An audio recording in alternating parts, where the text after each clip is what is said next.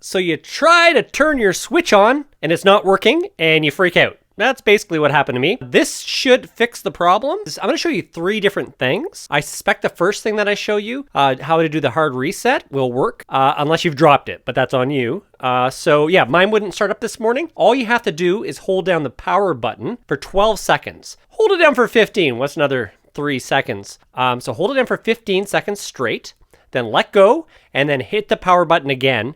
And that's called the hard reset for the Nintendo Switch. And then hopefully things start up for you. So if that helped, please give me a like, a comment, and subscribe. Otherwise, let's move on to number 2. If that's not the case, 2 other issues could be happening. Unplug your power adapter and unplug it from the Switch portal, or where you put the Switch into.